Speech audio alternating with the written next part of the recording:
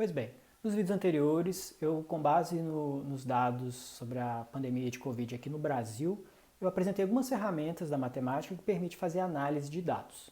Mas nesse vídeo eu vou apresentar um pouco sobre outras questões específicas desse caso da pandemia, que mostram a complexidade dessa análise, portanto, justificar por que aquela análise de fato é simples e superficial.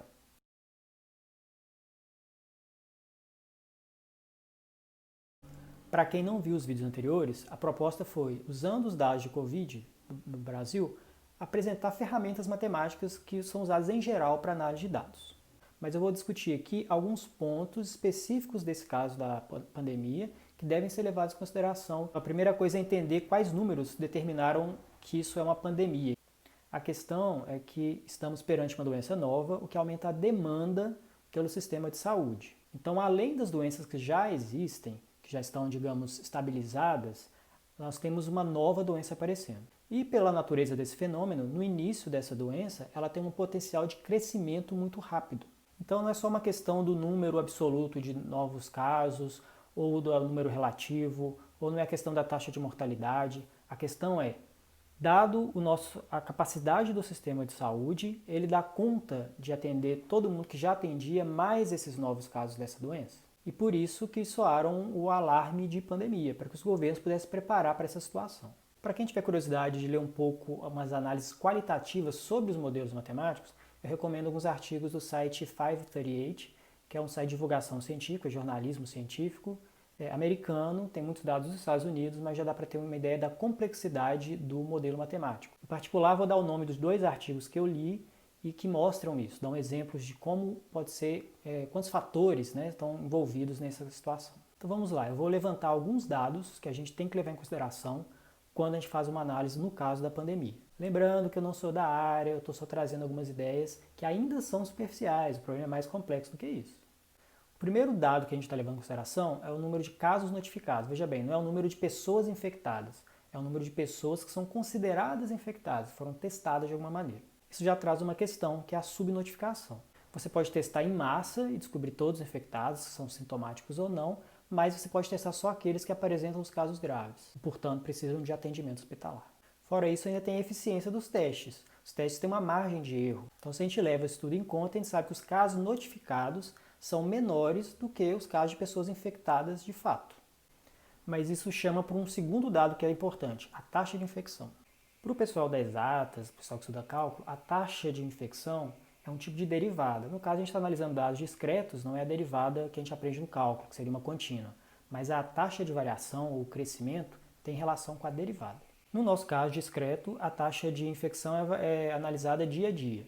Então a gente quer medir quantos novos casos tem de um dia para o outro, ou melhor, de uma semana para outra, já que as variações diárias podem ser afetadas por outras situações administrativas, logísticas. Muitas vezes também a gente enxerga esse dado no dado de quanto tempo leva para dobrar o número de casos no país. Então conhecer a taxa de infecção é importante para a gente saber quanto que a gente pode controlar, o que a gente pode esperar a partir dela.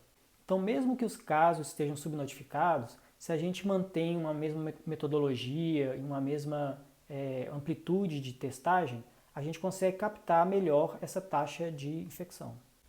Uma outra coisa que a gente tem que levar em consideração quando a gente fala da taxa de infecção, que geralmente ela é dada em termos de um país, mas o país não é um dado homogêneo. Cada região do país pode ter uma taxa de infecção diferente. Então, em cidades maiores ou que tem um nível de isolamento menor, a taxa de infecção tende a ser mais alta. Então, se, por exemplo, eu falo que a taxa de infecção no país é de 1,5, ou seja, de um dia para o outro aumenta 50%, um exemplo, não quer dizer que o país inteiro tem essa mesma taxa.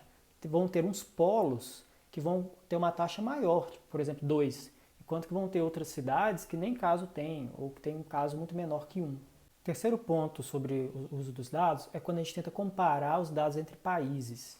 Lembra que uma das primeiras medidas que foram adotadas para a contenção da pandemia foi isolar os países, fechando as fronteiras. Isso permite que a gente faça uma análise isolada de cada país. E, portanto, vem a ideia de comparar um país com o outro. Quem cresce mais, quem tem mais casos. Daí a gente tem que lembrar, os dados que a gente vai comparar eles são absolutos, ou seja, o número total de pessoas infectadas ou testadas, ou eles são relativos, ou seja, proporcional à população do país. Mas também a gente tem que levar em consideração as questões locais da pandemia. Por exemplo, dentro de um país tem polos onde você tem mais casos de infecção. E também você tem a questão do espalhamento, da interiorização, quando começam a aparecer casos em cidades longe dos polos. Outra questão importante é lembrar da metodologia. Como são contados os números de novos casos? Em geral, como eu falei, é feito por testagem, mas essa testagem é em massa ou essa testagem é só para quem já apresenta os casos graves? Tem alguns países que contam pela apresentação dos sintomas, mesmo que não tenha sido feito o teste ainda. Outra coisa é o tempo desde o primeiro caso. Você não pode comparar dois países em que o primeiro caso aconteceu há um mês e o outro há um mês e meio. Eles vão estar em estágios diferentes da evolução da pandemia e você tem que saber comparar com o período certo de tempo. Para eu não ter que entrar em mais detalhes, eu vou fechar com o quarto ponto aqui, a complexidade do problema. Como eu já apresentei nos outros vídeos, isso é um problema grande que envolve muitas áreas de conhecimento e tem muitas equipes trabalhando em conjunto para entender o que está acontecendo e também para tentar estimar o que vai acontecer.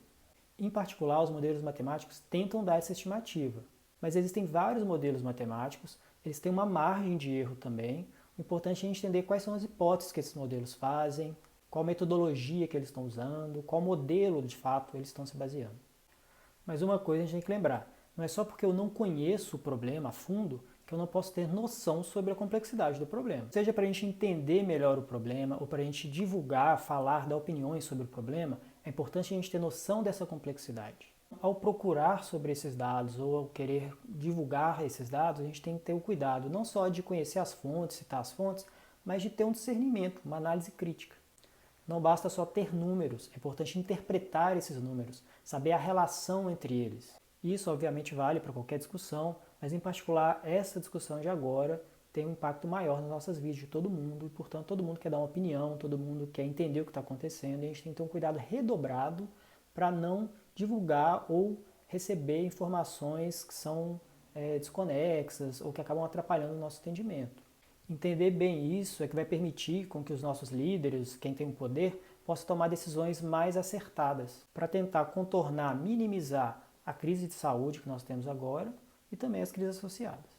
Para finalizar, espero que o que eu expus aqui possa ter esclarecido um pouco mais sobre o problema da pandemia, não no sentido de eu querer explicar para vocês o que está acontecendo, porque eu também estou querendo saber, mas no sentido de entender como a matemática pode ajudar e quais os empecilhos e quais obstáculos ela também encontra nesse caminho. Então é isso, vamos compartilhar essa ideia e o vídeo também.